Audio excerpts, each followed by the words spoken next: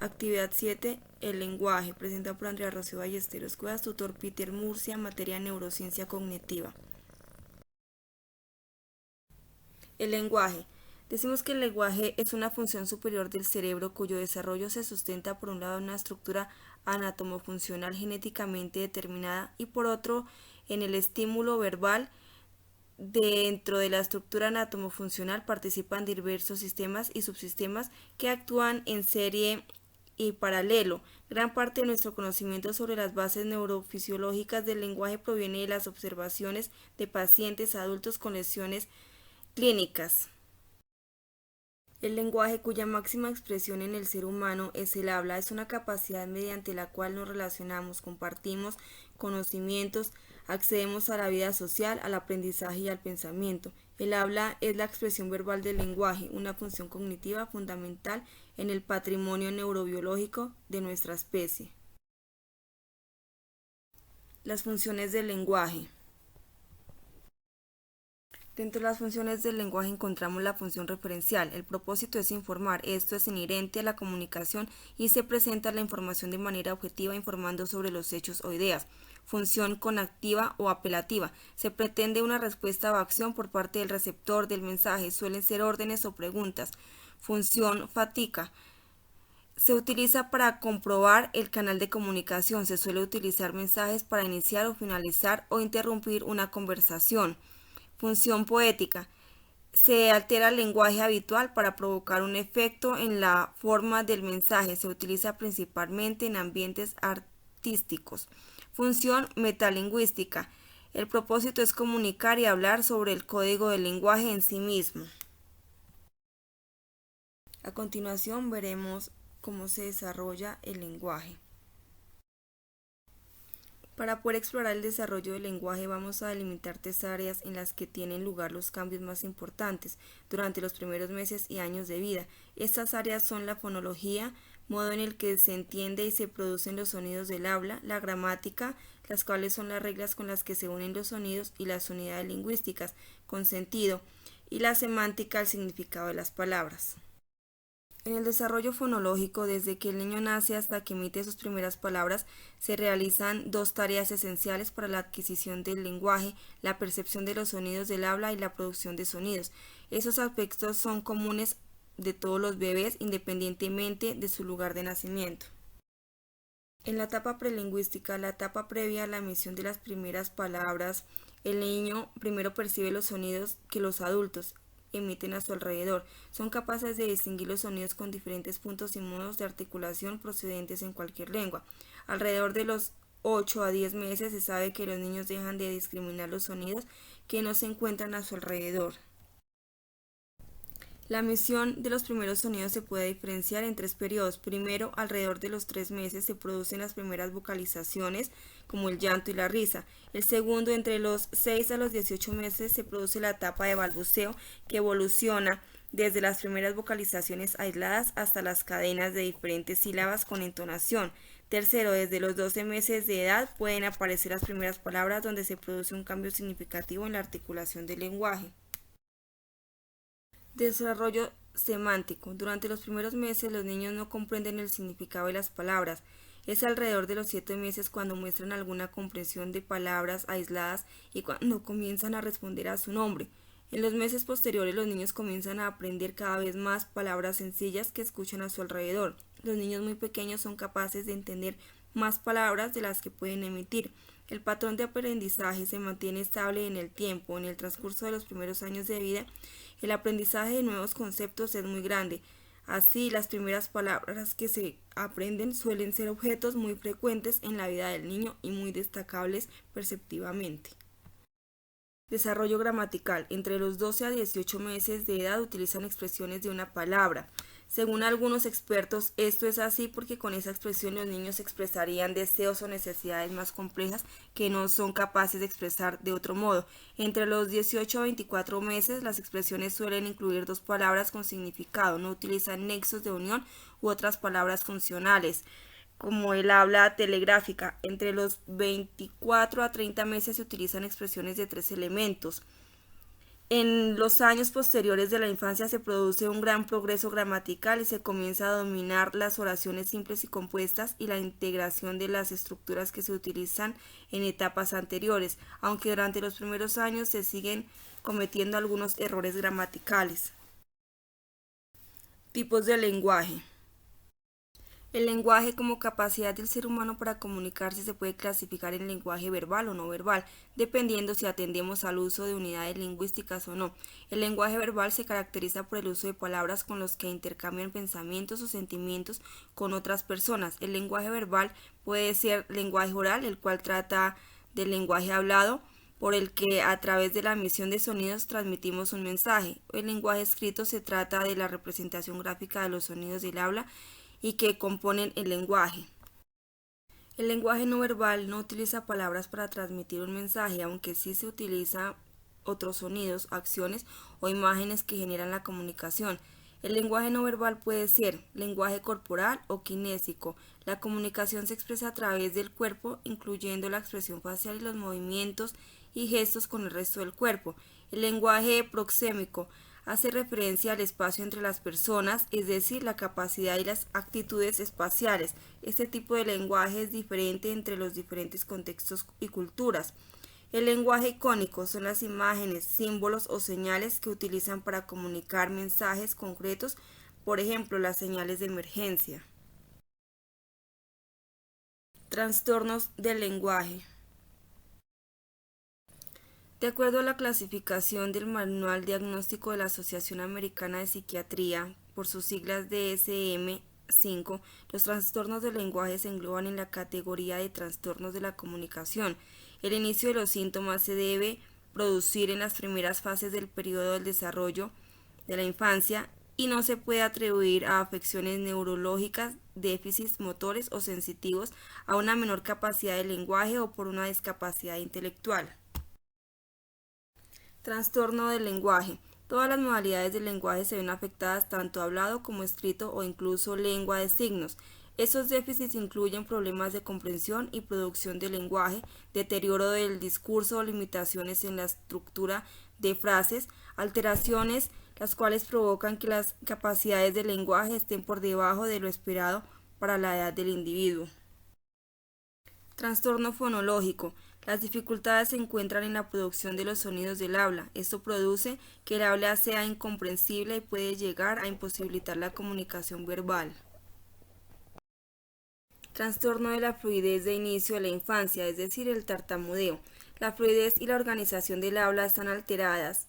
Las alteraciones se caracterizan por la aparición persistente de repeticiones de sonidos y sílabas, prolongación de los sonidos del habla, pausas y silencios en el discurso, sustitución de palabras problemáticas, tensión física y ansiedad al hablar. Trastorno de la comunicación social pragmática. Las dificultades se presentan en el uso social de la comunicación verbal y no verbal. Las alteraciones se presentan en la comunicación dirigida a propósitos sociales, por ejemplo, saludar, en la adaptación de la comunicación dependiendo del contexto o las necesidades del receptor. También se presentan dificultades para seguir las normas de comunicación, como respetar turnos o regular el comportamiento en la interacción con otros y para comprender mensajes implícitos, por ejemplo, hacer interferencias o no literales, por ejemplo, en las metáforas. Trastornos del habla. En cuanto a los trastornos del habla encontramos lo que es la dislaxia, se omiten ciertos sonidos y se producen sustituciones, transformaciones u omisiones de forma incorrecta. Puede estar causada por inmadurez de los órganos del habla o por déficits auditivos. La disglosia es una displasia orgánica provocada por malformaciones faciales o morfológicas que impiden la correcta producción del lenguaje, por ejemplo, las personas con labio leporino. Distraxia, dificultad para producir una correcta articulación de los sonidos del habla que impide que la comunicación sea fluida y efectiva. Trastornos del lenguaje escrito. Dislexia es la dificultad de aprendizaje de la lectoescritura caracterizada por dificultad de comprensión de textos escritos y la sustitución o emisión de letras. Está producida por una alteración en los procesos cognitivos intermedios encargados de la decodificación del texto escrito, es decir, la codificación grafema o fonema. Alexia, la pérdida total o parcial de la capacidad para leer adquirida tras una lesión cerebral. Disortografía es la dificultad para escribir de manera correcta el contenido de un mensaje producido por dificultades en la codificación de fonemas, grafemas, por la integración de las normas de ortografía de la lengua o por ambas. No se presentan alteraciones de la lectura ni de la comprensión lectora. Disgrafia, la dificultad para escribir de forma ordenada e inteligible. Se produce por la dificultad para coordinar los músculos del brazo y la mano, lo que impide manejar con destreza un lápiz o un bolígrafo sin una alteración neurológica que explique el trastorno. Agrafia es la imposibilidad total o parcial para escribir causado por una lesión cerebral adquirida. A continuación veremos las bases neurales del lenguaje.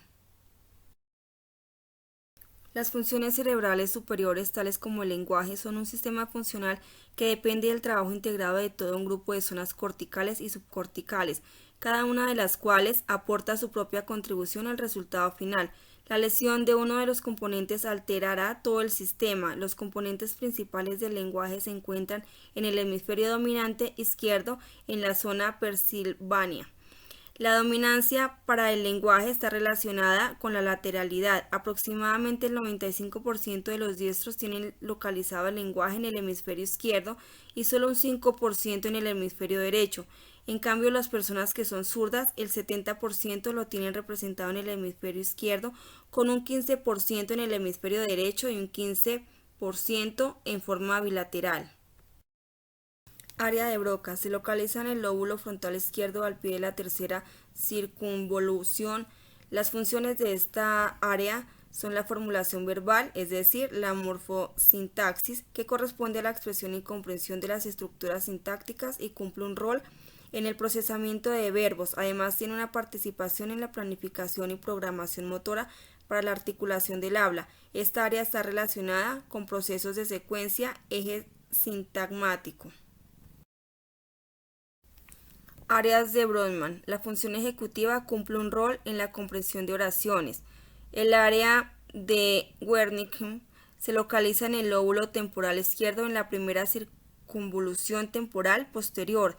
Las funciones de estas áreas son la comprensión auditiva y el procesamiento de la sección del léxico, es decir, el eje paradigmático. Circunvolución angular. Se localiza en el lóbulo parietal izquierdo y juega un importante rol en la integración multimodal, es decir, en cuanto a lo visual, auditiva y táctil, en el procesamiento semántico, cálculo, lectura y escritura. Lóbulo temporal. La memoria semántica se encuentra ubicada en la región lateral de ambos lóbulos temporales. Está formado por el polo temporal, la segunda circunvolución temporal, la tercera circunvolución temporal y parte de la circunvolución fusiforme. Este se pone en funcionamiento en la denominación y comprensión de todas las palabras. Modelos teóricos del lenguaje.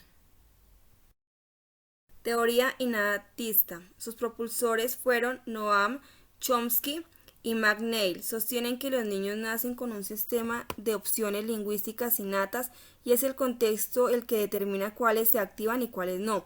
Esta teoría plantea que las personas poseen un dispositivo de adquisición del lenguaje que programa al cerebro para analizar el lenguaje escuchado y descifrar sus reglas. Chomsky postula como hipótesis básica que existe en todo niño una predisposición innata para llevar a cabo el aprendizaje del lenguaje que no puede ser explicado por medio externo, puesto que la lengua está determinada por estructuras lingüísticas específicas que restringen su adquisición. La importancia de la teoría innaísta radica en que Chomsky insiste en el aspecto creador de la capacidad que tiene quien emplea el lenguaje para crear o producir un número de oraciones infinito, nunca antes expresadas o escuchadas. Los supuestos en que se fundamenta este modelo son los siguientes. El aprendizaje del lenguaje es específico del ser humano. La limitación tiene procesos, efectos o ninguno en el aprendizaje del lenguaje. Los intentos del adulto de corregir los errores de los niños no ayudan al desarrollo del lenguaje. La mayoría de las pronunciaciones de los niños son creaciones personales y no propuestas ni aprendidas. Teoría conductista. Snicker Propuso esta teoría fundamentándola en un modelo de condicionamiento operante o proceso de aprendizaje mediante el cual se logra que una respuesta llegue a ser más probable o frecuente. Skinner empleó el modelo de condicionamiento operante adiestrando animales y concluyó que podría alcanzar resultados semejantes si lo aplicaba a niños y jóvenes mediante el proceso de estímulo, respuesta y recompensa. El aprendizaje del vocabulario de la gramática se logra por condicionamiento operante. Los adultos que rodean al niño comprenden la vocalización de enunciados correctos gramaticalmente en la presencia de nuevas palabras en el vocabulario y la formulación de preguntas y respuestas. Los aspectos principales en los que se basa este modelo acerca del proceso de adquisición del lenguaje son los siguientes. La adquisición del lenguaje humano difiere poco de la adquisición de conductas aprendidas por otras especies. Los niños imitan el lenguaje de los adultos y estas imitaciones son un componente crítico del lenguaje. Los adultos corrigen los errores de los niños y estos últimos aprenden a través de estos errores. Es importante destacar que esta teoría se centra en el campo extralingüístico y toma como elemento fundamental la influencia del ambiente como mediador del lenguaje y el aprendizaje, así como la idea de que el uso del lenguaje responde a la satisfacción de determinadas necesidades por parte de los niños. Teoría cognitiva. Esta teoría, impulsada por Jean Piaget, presume que el lenguaje está condicionado por el desarrollo de la inteligencia. Para Piaget, el desarrollo de la inteligencia empieza desde el nacimiento, antes de que el niño hable, por lo que el niño aprende a hablar a medida de que su desarrollo cognitivo alcanza el nivel concreto deseado. Es el pensamiento el que posibilita el lenguaje, lo que significa que el ser humano no posee el lenguaje al nacer, sino que lo va adquiriendo poco a poco como parte del desarrollo cognitivo. Teoría constructivista. Esta perspectiva se fundamenta en que la actividad mental está íntimamente relacionada al concepto social, ya que hay una íntima relación entre los procesos mentales y la influencia del contexto sociocultural en el que estos procesos se desarrollan. Es el contexto en el que se crea la estructura lingüística. Vygotsky fue el primero en destacar el papel fundamental del habla para la formación de los procesos mentales. En su concepción, Vygotsky señala que el habla tiene dos funciones, que es la comunicación externa con los demás y la manipulación interna con los pensamientos de las personas, y aunque ambas usan el mismo código lingüístico, parten de actividades distintas y se desarrollan independientemente, aunque a veces pueden coincidir. Espero que este video les sea muy útil. Muchísimas gracias.